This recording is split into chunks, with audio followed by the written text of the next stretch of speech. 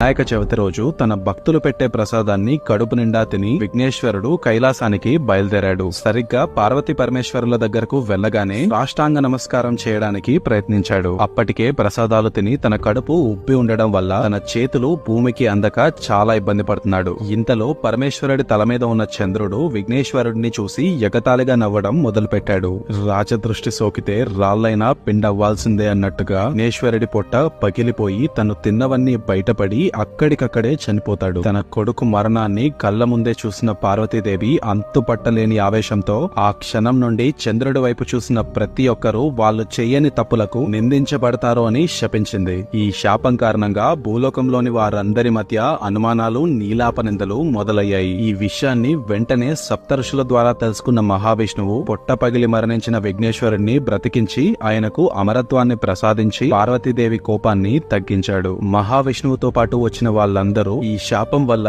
భూలోకంలోని ప్రజలు పడుతున్న కష్టాలను వివరించి తన శాపాన్ని వెనక్కి తీసుకోమని పార్వతీదేవిని ప్రాధేయపడ్డారు. అప్పటికే కొంచెం శాంతించిన పార్వతీదేవి ఏ చవితి రోజైతే చంద్రుడు విఘ్నేశ్వరుని చూసి ఎగతాళిగా నవ్వాడో ఆ రోజు మాత్రం ఎట్టి పరిస్థితుల్లో ఎవ్వరూ చంద్రుడిని చూడకూడదు. చూస్తే మాత్రం వాళ్లకు నీలాపనిందలు తప్పవు. మిగిలిన రోజుల్లో చంద్రుడిని చూసినా ఎటువంటి చెడు జరగదు అని తన శాపాన్ని సవరించింది. సో ఇది పార్వతీదేవి చంద్రుడికిచ్చిన శాపం. అందుకే వినాయక చవితి రోజు ఎవ్వరూ చంద్రుడిని చూడకూడదు అని మన పెద్దవాళ్ళు చెప్తూ ఉంటారు.